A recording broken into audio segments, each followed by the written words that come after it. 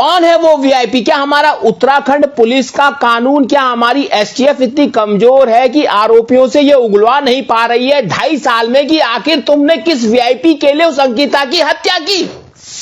कई चैनलों में देखी कि 4 दिन में यह पता चल गया कि ड्रम कहां से आया, चाकू कहां से आया, कहां से ये सारे हथियार बरामद किए गए।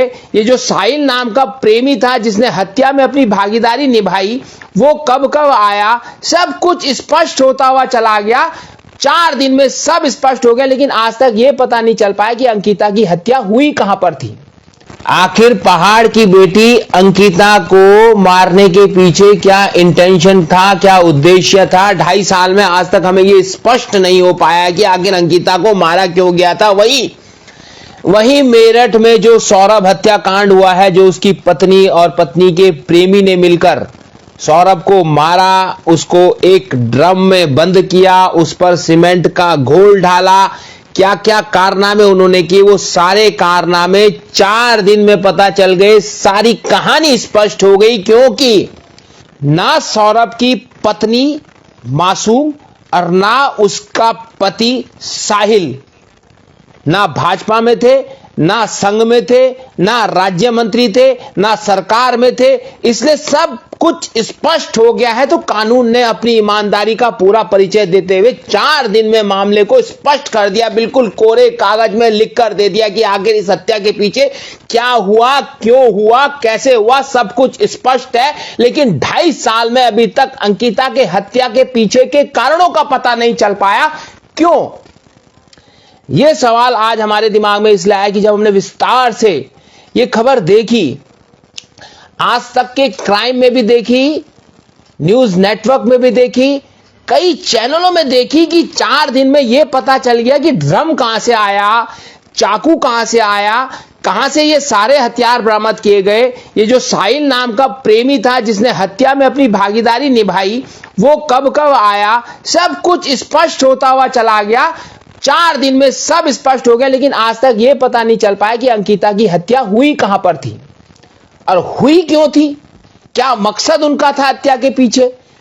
सारे व्हाट्सएप चैट क्लियर हो गए। मासूम जो लड़की है उसके सारे व्हाट्सएप बाहर आ गए, उसके प्रेमी के आ गए, उसके पति के आ गए, आरोपी के मां बाप के आ गए, जो पीड़ित है, जो मृतक है सौरभ, उसके मां बाप, भाई के सब बयान आ गए, सब कुछ हो गया, सब स्पष्ट है, सारी स्थिति क्लियर है। लेकिन दूसरी तरफ अगर हम अंकिता के मामले को देखते हैं तो उसके व्हाट्सएप में जो वीआईपी नाम दर्ज किया गया था, आज तक वो पता नहीं चल पा रहा कि आखिर वो था कौन, वो है कौन। उसको बार बार जो है गेस्ट रूम बताया जा रहा है, वीआईपी रूम बताया जा रहा है। क्या अंकिता किसी वीआईपी रूम के लिए उपयोग में लाई जाने वाली थी, जिसका जिक्र उसने व्हाट्सएप पे अपने मित्र पुष्प के साथ किया था? तो आखिर ये मामला है क्या?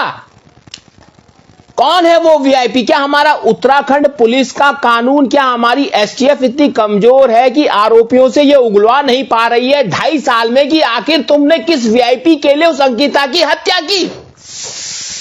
सबसे बड़ा सवाल यही है, और यही सवाल जो है पूरे उत्तराखंड के जनमानस में कौंध रहा है। और यह सवाल उत्तराखंड के मुख्यमंत्री धामी से भी पूछा जा रहा है कि आखिर आप कह रहे थे फास्ट ट्रैक के कोर्ट के माध्यम से आरोपियों को जल्द से जल्द सजा मिल जाएगी, तो यह क्या कोर्ट चल रही है आपकी 2.5 साल में? क्या फास्ट ट्रैक कोर्ट 2.5 साल तक भी यह पता नहीं कर पा रही कि अंकिता की हत्या के पीछे इंटेंशन क्या था, उसका उद्देश्य क्या था, जो हर अपराध के पीछे दिखता है, जो अपराध के पीछे होता है? वहीं मेरठ पुलिस ने सब कुछ खोल के रख दिया है, सब कुछ स्पष्ट करके रख दिया। वो तो शुक्र है भगवान का कि ये लोग जो आरोपी हैं वो भाजपा में कोई राज्य मंत्री नहीं थे या संघ में नहीं थे, उनके पास बंदूक गोलियां नहीं थी, और साथ में जो है उनके रिश्तेदार नहीं थे, उनकी कोई फैक्ट्री नहीं थी, उनका कोई जो है होटल नहीं था। अगर यह सब होता तो आज जो है यह पता नहीं चल पाता कि आखिर सौरभ की हत्या हुई क्यों, हुई कैसे।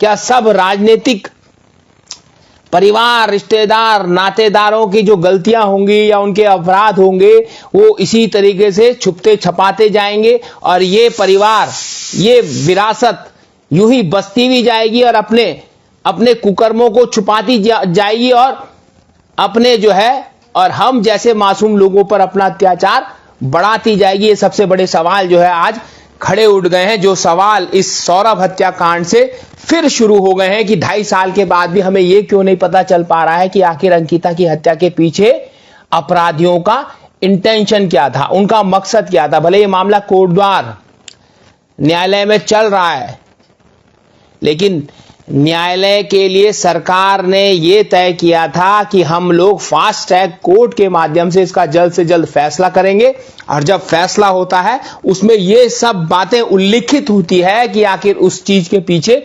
उद्देश्य क्या था। वो सब स्पष्ट न्यायालय के आदेश में होता है कि आखिर हत्या हुई क्यों, कैसे हुई, क्यों की गई, किसके कारणों से की गई, उन तमाम बातों का जो है उसमें जिक्र होता है। लेकिन अभी तो कुछ पता ही नहीं चल पा रहा है कि हुआ क्या, ये सब क्यों हो गया, कैसे हो गया। हम लोग पत्रकारिता करते करते थक गए, आंदोलनकारी आंदोलन करते करते थक गए, और एक आपको बहुत बड़ी बात भी बताएं कि अब सुप्रीम कोर्ट ने भी कह दिया है कि इस हत्या को जो है, इस हत्या के मामले को अब सीबीआई जांच की कोई जरूरत नहीं है। सुप्रीम कोर्ट में भी कह दिया। ये बात जो है 1 हफ्ते पहले रिलीज हो गई थी, तो हम चाह रहे थे कि ये बात कहीं ना कहीं मीडिया में आए, फिर हम उस पर चर्चा करें, लेकिन ये बात भी जो है मीडिया में आने से आनाकानी करती रही। सुप्रीम कोर्ट के जो वकील जो लड़ रहे थे सीबीआई जांच के लिए अंकिता हत्या मामले पर, उन्होंने खुद माफीनामा जो है अपने फेसबुक पेज के माध्यम से आम जनता को प्रेषित किया, लेकिन एक चर्चा का विषय नहीं बन पा रहा है। ये अपनी बेटी के लिए कैसे न्याय उन अपराधियों से मांगे, उस सरकार से मांगे, उन न्यायालय से मांगे, ये बन नहीं पा रहा है। अब मामला धीरे धीरे कम थुप्त होता जा रहा है, और उसके एवज में हमको मिल गया है यूसीसी, और जिसमें दर्ज है लिव इन रिलेशनशिप। अब ये लिव इन रिलेशनशिप जो है किस तरीके की प्रक्रिया है, इस पर भी चर्चा जो है बहुत जरूरी है कि क्या देवभूमि में इस तरीके के रिलेशनशिप होने चाहिए, क्या अधिकार ऐसे लोगों को मिलना चाहिए कि बिना शादी ब्याह के बंधन में वो एक साथ रह सकें। ये सब देवभूमि के द्वार में होना चाहिए था। यूसीसी से क्या फायदा हम लोगों को मिल रहा है, या यूसीसी से क्या नुकसान हमें होगा, इस सब पे चर्चा होनी चाहिए। लेकिन हमारे बुद्धिजीवी जो हैं इस तरीके की चर्चा से जाने क्यों बच रहे हैं, क्या सत्ता के दबाव में है, या इस यूसीसी के कानून को ढंग से पढ़ नहीं पाए, समझ नहीं पाए, इसलिए जो है वो चर्चा कर नहीं पा रहे। ये भी एक बहुत बड़ा चिंतन का विषय है। चिंतन का विषय ये है कि कोई घटना हो रही है और उस घटना के अंतिम चरण तक, फैसले आने तक, उस घटना पे कोई चर्चा होते होते फिर बंद हो जा रही है। ये भी चिंतन का विषय। और कोई कानून अगर हमारे राज्य में बन रहा है, चाहे भू कानून है, चाहे मूल निवास है, चाहे ये यूसीसी है, इस पर विस्तार से ऐसे चर्चा होनी चाहिए कि राज्य के हर एक नागरिक तक को खबर हो जाए, उनको विस्तार से समझ आ जाए कि आखिर हमारे राज्य में इस तरीके के कानून बनने से हमें क्या लाभ है और हमें क्या नुकसान है। और अब हमारे राज्य के जो राजनीतिक हालात हो गए हैं, एक बदजुबान बीच सड़क पर मारपीट करने वाले मंत्री नेता के कारण मैदान वर्सेस पहाड़ हो गया। अब वो मैदान वाले ये नहीं कह रहे हैं कि तुम्हारे जो मंत्री हैं या हमारे जो मंत्री हैं उन पे जो कार्रवाई हुई है, उनकी कार्रवाई इन गलत कृत्यों के कारण हुई है, ये सब नहीं है। वो कह रहे हैं कि क्यों हुई जी, वो मैदान के थे। तो हम लोग अपनी जो है अपराधी को इसलिए बचाने की कोशिश कर रहे हैं कि वो मैदान का है या पहाड़ का है, ये सोचकर जो है अब अपराधियों का चयन हो रहा है। इसलिए नहीं हो रहा कि उसने कृत्य क्या किया, उसने गलत काम क्या किया, उसने अंकिता मामले को कैसे भटकाने की कोशिश की। जब वो जांच के दौरान थी, कहा वीआईपी मतलब कमरा, जबकि वीआईपी की फुल फॉर्म होती है वेरी इंपॉर्टेंट पर्सन।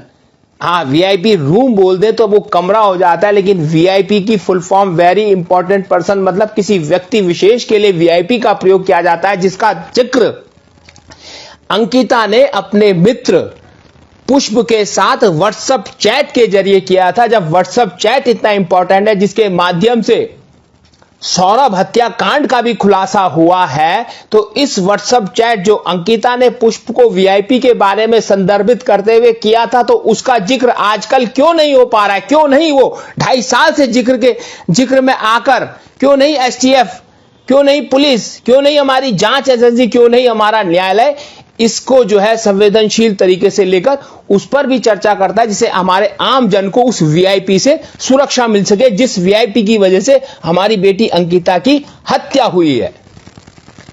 वो इंटेंशन जो है, वो उद्देश्य जो है, वो कहीं ना कहीं अस्पष्ट होता जा रहा है। 2.5 साल में भी हमें अपना उद्देश्य पता नहीं चल पाया है कि आखिर ये हुआ क्यों था, कारण क्या था, इसके पीछे उद्देश्य क्या था। तो जब तक हम किसी अपराध के इंटेंशन, उद्देश्य तक नहीं पहुंचेंगे, तब तक हम अपराध को स्पष्ट नहीं कर पाएंगे, अपराधियों को उनके अपराध की सही सजा नहीं दे पाएंगे, और वो अपराधी कहीं ना कहीं बच जाएंगे जब वो इंटेंशन स्पष्ट होगा, क्लियर नहीं होगा। तो इसलिए वो इंटेंशन हमें जो है क्लियर चाहिए। आपकी आधुनिक तकनीक क्यों इतनी पीछे हो जा रही है? मेरठ पुलिस वाले जब 4 दिन में अपनी तकनीकों के माध्यम से, अपनी बौद्धिक क्षमता के माध्यम से स्थिति स्पष्ट कर सकते हैं, तो हमारी उत्तराखंड की पुलिस, हमारी एसटीएफ आखिर किस वीआईपी के दबाव में ये सब नहीं कर पा रही है? ये सवाल अब पत्रकारों को भी, जनता को भी, यहां के शुभ चिंतकों को भी, सभी को। और अगर पहाड़ मैदान की बात हो रही है तो सभी मैदानी नेताओं को भी, मैदान वासियों को भी, पहाड़ी नेताओं को भी, पहाड़ वासियों को भी इसलिए सोचनी चाहिए, इसलिए चर्चा करनी चाहिए कि यह सवाल अब हमारी बच्चियों पर आके टिक जाता है। क्योंकि अब जब तक उस वीआईपी के बारे में चर्चा होनी शुरू नहीं होगी, उसके खिलाफ कोई कार्रवाई नहीं होगी, तो वो वीआईपी यूं ही उत्तराखंड आता रहेगा और इस तरीके से अंकिता जैसी हमारी बेटियों की हत्या करवाता रहेगा, अगर वो अपने ईमान पर अडिग रही। तो आज ये विचार कौंधा था, तो सोचा आपके साथ शेयर करूं। बहुत अच्छा मंच ये फेसबुक है, इसको हम सलाम करते हैं कि जिसके माध्यम से हम कई गंभीर विषयों को आप तक पहुंचाते हैं और आप तक उन विषयों को पहुंचाकर आपको मंथन करने के मजबूर करते हैं, जिससे आप मंथन करके जो निचोड़ आपके पास आए उसे आप कमेंट बॉक्स में जरूर दर्ज करें। धन्यवाद।